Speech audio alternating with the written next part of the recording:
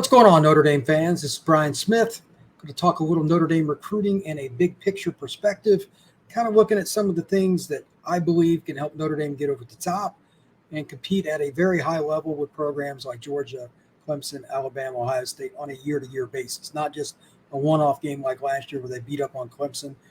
Talking about consistency. Part of it is the actual players you get, but there's also some other subtleties to it as well. Notre Dame does things a little differently academically, etc. So I believe what they've done to get to this point still needs to be used, but there are a few more points that I want to get to. And I've got a bunch of notes. I've followed Notre Dame in some capacity most of my life, and these are some of the things that I believe, being in the recruiting industry and whatnot, that I think can help separate Notre Dame from where it's at and get into that top 4 or 5 teams pretty much every year. Right now, I view Notre Dame somewhere between 6 and 12 in the country, depending on the season, based on the roster, what's going on at quarterback, which I'll discuss momentarily, and kind of go through it that way. So without ado, the only thing this is about is, and I say this on all the podcasts that I do, it is about competing with Georgia and Alabama. Those are the only 2 programs that are really at the top right now. Ohio State, in my opinion, is flat out taking a step back because their defense has been gouged. Michigan, if you want to be honest, is the 3rd best team in the country, in my opinion. Alabama, Georgia, whichever order it is, because based on quarterback, it'll be one of those 2 teams this year, and Michigan. Michigan's schedule is pretty easy, so they got a chance to run the table too. But back to Notre Dame, if you're going to win, you need more 5-star / elite players. That's not something that's new. It's discussed ad nauseum on the message boards, and it's annoying. I understand, however, but there are ways around it. And one of the things that I think they need to do is something that they've kind of been on this plan already. If you look at the D-line class last year, for instance, for Notre Dame, you bring in guys that have a lot of position flexibility and have the ability to be athletes that can move up, meaning you sign a linebacker and you move him, like Josh Burnham, to rush. You signed a defensive end and you move him to D-tackle. I think Bryce Young will be that kid. He's 250, 260 now. He'll probably end up at 3-tech. Move him up 1 spot. That's something Holtz did. That's something Bobby Bowden did. That's something USC has done, etc. When you win, you find different places for guys compared to where they were recruited or where they think they're going to be. That's just college football. Notre Dame has done some of that, and I think you're going to see more and more of it. And I'll go into that a little bit deeper here in a minute. But also, as far as it relates to 5 stars, this is something I want to say, and this is something that drives me bananas about recruiting rankings. If you get a 5-star offensive guard, and that's great. I don't care if it's Quentin Nelson, though. He doesn't have the same value as a player that plays quarterback that's even a high 4-star most of the time. Notre Dame forever struggled at quarterback. Development was terrible under Kelly, and they just didn't get it done the way they should have. They wasted a lot of talent. They're on the right path now. They brought in Hartman, and Sam is a tremendous player. I think he's got 110 touchdowns in his career at this point at Wake Forest. Imagine what he can do with a running game that has Audric Estime and Jadarian Price, Devin Ford, all these different talented players that they can move around. And Chris Tyree's really good, but they have enough talent running back, they can move him to slot. They're going to be fine. And there's going to be a lot of one-on-one matchups because of the running game. You maximize at quarterback, you eliminate some of the talent advantage in the box, and that's really where it's at for Bama and Georgia. Nobody recruits like they do in the box. D-line, linebacker. It's not even close. There isn't even in the 3rd or 4th. It's insane. You have to win outside the numbers, down the field, and control the clock. So quarterback is one. Notre Dame is on that path, and they've got 3 guys after this year. It's the key. Angeli has to be good. Obviously, you got Carr and Minchie. One of those 3 must take the reins, even if they sign a transfer portal guy, and I have no clue what they're going to do. Depends on the development of the 3 players I just mentioned in the fall. And it also depends on what's available in the portal and what Notre Dame can get out of the portal. That's a lot of subparts. So Notre Dame come 24 will be in pretty good shape, I think, but by 25, they shouldn't need the portal. And once you're to that point, because I believe 1/3 at minimum of your recruiting should be based on just the quarterback position every year, then that's a different deal. Notre Dame will take an ascension up the ladder, in my opinion. The next thing I want to talk about is recruiting needs. They've done a pretty good job with this in the last few years. And I want to do cartwheels if I could about the job that Mickens has done at corner, because my entire life, Notre Dame has struggled to not play corner, but to sign them. They've moved running backs, receivers, safeties. They've had guys at every position known to man try out at corner because they just couldn't sign them. Academically, they're usually not as good, whatever, but they have maximized their chances in the last few years, and it's been phenomenal. Don't waste that. That's the key here. I mean, number 20 is going to be the greatest corner to play in Notre Dame's history, quite possibly. He's on that path. Can't waste him. You got him for 2 more years. 2. Benjamin Watson's not going to sniff a down. Not going to sniff a down of the year 2025. He will be in the National Football League. So that's why this next part is important. As it has also been brought up, kind of like with the 5-star stuff, Notre Dame has, shall we say, struggled a little bit with D-line recruiting when it comes to the truly elite guys. A lot of them take bags. We've heard about it. It's true. I work in the industry. But most of it is still about effort. And here's why I think a lot of the garbage, and I know Driscoll talks about this a lot, and he's spot on. A lot of the garbage about Notre Dame not being able to recruit has been completely thrown out the window based on how they're recruiting on offense. And it's not just the big white guys on offensive line and tight end either. They're getting guys at wide receiver and at running back that were wanted by SEC programs, Big Ten programs, Pac-12, etc., the top of the top. Kids that don't always necessarily fit Notre Dame have come. Why? Recruiting effort. It is about the coach, not the emblem on the shirt. I've said it a billion times. Notre Dame fans and other fan base wants to hear this. Players pick schools based on the coach, not the school. It's just true. Notre Dame has certain coaches that are really good recruiters, and they've got certain coaches I'm iffy on, and they've got a couple who just aren't very good recruiters at all. It's true. And unless some of that changes, you're going to need Marcus Freeman, at least in the intermediate, to help out, Jeff Bowden, etc. But they need more help in certain spots. D-line's one, but they're actually, as weird as D-line recruiting is, they could kind of fall into this for a couple of reasons. And number one, it's just effort again from Freeman and everybody on the staff. And it only takes a few guys to really like what you're doing to get the balance. The Young situation was nice. Obviously, his dad, Bryant Young, was one of the greatest players I ever saw at Notre Dame. You've got a kid out of Houston. They just out-recruited really good programs for him. Hey, it works. They haven't been consistent with everybody, and we know Justin Scott, et cetera, they screwed that up. So be it. But they're still in pretty good shape. And here's the thing they have to do now. I would much rather Notre Dame not take another defensive lineman, excuse me, and instead save the scholarship for next year. Because what I'm about to say, I can't remember, 15 years, maybe more since this has been the case, maybe 18, 20, since Notre Dame has been in a position where there were just 1 or 2, but there are 4 to 8 kids, 4 to 8 in the state of Illinois in the front 7. Matter of fact, in my lifetime, it's probably the best. The best front 7 group I've ever seen in Illinois is the class of 25. Marshall, Hulak, Burgess, several guys are really, really good. And one of my personal favorites is Kaminsky. I think he's a guy that's a super high effort kid that's pretty twitchy. He could end up being a pass rusher that's in that 240 range. I don't think he's going to get a whole lot bigger. He's 220 to 230 right now. He might get to 250. He's one of those crazy go through a wall Marine type guys. When you can get those in your Notre Dame, you can't miss. I don't know which kids they think they're going to get, and they got to play Russian roulette a little bit because the kid you might like better, you can go after him, but he may not decide until November or December. That's coaching decisions, and that's tough stuff, but welcome to recruiting in today's world. But Illinois, Ohio, there's a few kids in Ohio, et cetera. They have a chance to do that. They could maximize their recruiting locally at spots they normally, quite frankly, just don't have those options. You got to get them. If I remember right, either it was the 16 or the 17 class had all the D linemen, a few of them from Michigan. You know, when you have a chance to strike, you have to hit. Notre Dame hit on that class, and it really propelled them to get back to an elite level on defense, and that got them to the playoff.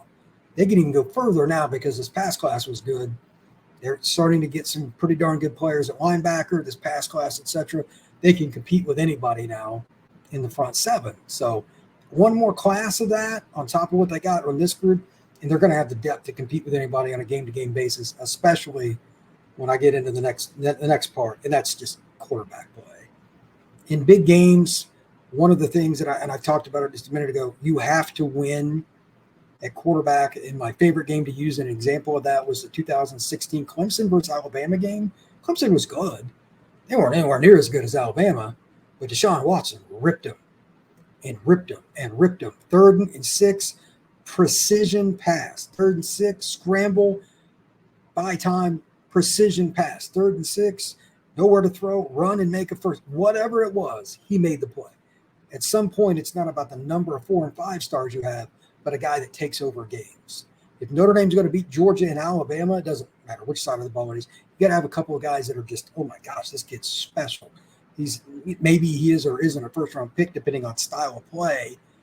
If you have an option quarterback, obviously it's not going to necessarily be a high pick, but you could have guys dominate at the college level that are a little different.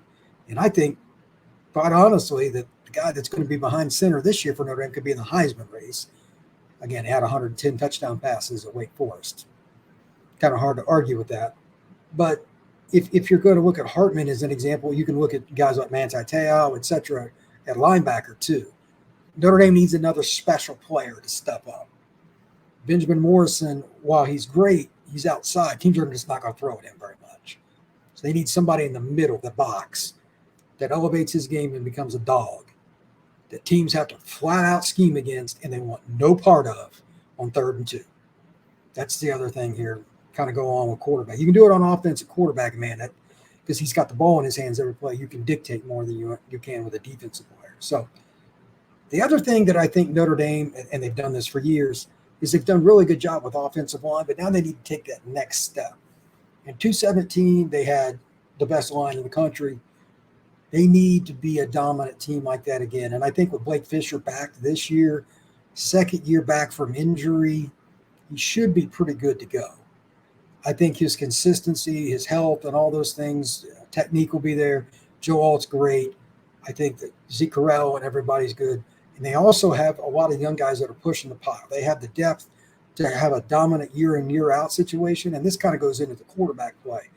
When you can play a 4-minute offense whenever you want, in the middle of the game, the end of a half, the end of a 4th quarter, that's great.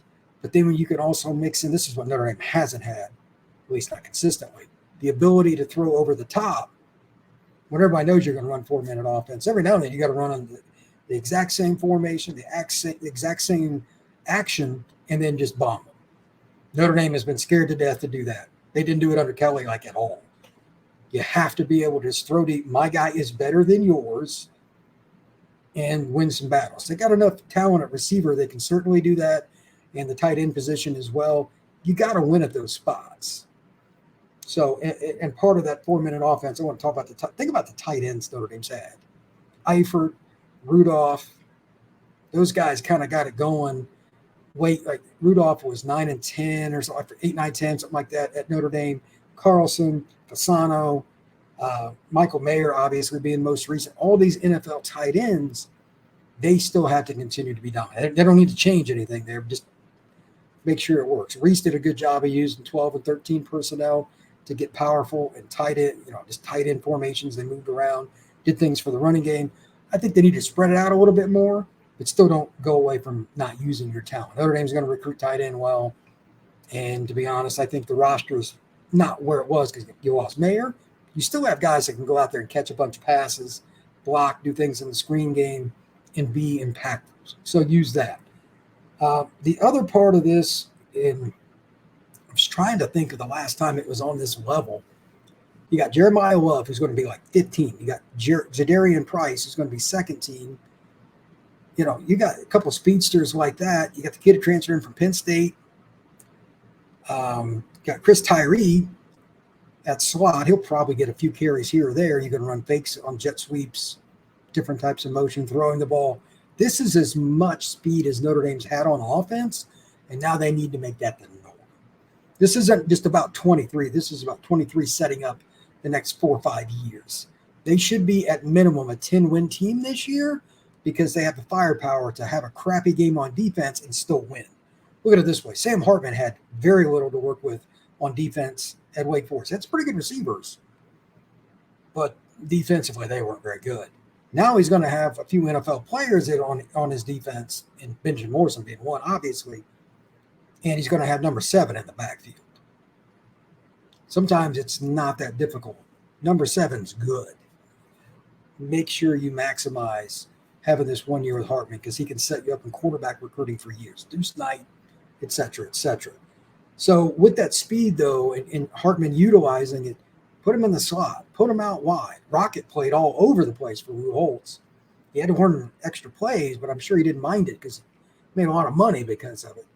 I highly doubt Jeremiah Love's going to worry about playing a little receiver this year, even if it's as a decoy, like thinking like he's going to catch a screen or something, than the guy that acts like he's going to block catching a pass. It could be a tight end or what. There's a million ways you can use speed, even if they don't get the ball, to make teams pay. Price could do that. You could have a different variety of the receivers using screens, jet sweeps. Notre Dame has the athletes now to do all those things. That's coaching and play calling. Final thing, with all of this together, Notre Dame's in a spot where they do need the defensive player. I'm not sure, besides Benjamin Morrison, who it's going to be. Maybe Jalen Sneed. That would be my guess starting in 2024. This year, I'm not sure. There's a lot of guys that it could be, but I honestly don't know. If they can get one more defensive player that has pizzazz, I know this is unfortunate, but it's just how recruiting works. If they can get a guy that is really well respected nationally, and again, there's just no shortcut here. It is a 5-star player defensively. It will change their program. And it can't be a guy they get on sign. It needs to be, I know this is unfortunate too, a guy that commits early, sticks with them all the way through. That's really hard. And that's also another reason I brought up some of the guys in the Midwest, because even if you don't get the 5-star guy, they need a few lesser efforts, if you will, in recruiting moving forward. And a bunch of these 25 kids are in their backyard, greater Chicagoland area. You're going to have more time. You probably can wrap some of those recruitments up by May of next year. You should be able to go out and get more kids. Jarquez Carter from Florida, who's coming up in late July. Obviously, they got Davion Dixon already, which is incredible. He's now at Miami Palmetto, by the way. There's a lot of talent they can still go get. I don't know who it's going to be. They need some pizzazz, and it will help them get other kids. I live in the South. I know how that works. These kids talk about playing with other elite players. That's why Georgia and Alabama, it's almost like, it's not that they don't work hard, but it's pretty easy. Kids, there's little groups on where they go together to talk about it. It's bananas. Notre Dame is not in that enough. A little bit, but not enough, especially Georgia, North Carolina, Tennessee, some of those states, a lot of private schools, et cetera. Notre Dame needs to hit those. They got to get a 5-star kid on defense. I really think that'll change things, kind of help them. It could be an out west kid or something too. That wouldn't be a bad thing, a Houston kid or something. But if they could break into the Georgia, Florida, North Carolina, Tennessee area with an elite player, I think that would really, really help the program. In case you were wondering, obviously, I'm working with CFB Nation and Driscoll. That's why I put the little thing up here. So please follow that as much as mine. I follow a lot of different things on Twitter, Instagram, YouTube, etc. But I'm going to be doing most of my work on YouTube on CFB Nation. Apple, we're going to be breaking up some podcasts in different ways, doing different shows. Driscoll and I are kind of mapping that out, talking about different things that we want to discuss, recruiting rankings, more national, and how it impacts Notre Dame and other schools. CFB Nation is where that's going to be. So it's going to be more broad-based, but at the same time, it's also going to be an opportunity to look at things objectively. I'm going to tell it like it is. Notre Dame, Alabama, Texas A&M, I don't care. I'm going to let it rip. If you don't like honesty and you want to hear homerism, don't watch my show. I can tell you that it's not going to be me. So just to rehash real quick, Notre Dame needs to hit the home run at key positions with big guys. need to hit the Chicago area in 25. Got to maximize quarterback. They've got the roster moving forward to finally kind of take advantage of it. That's the spot that you have to win at if you're going to beat Alabama and Georgia. And the O-line tight end thing, they got it rolling. Use it.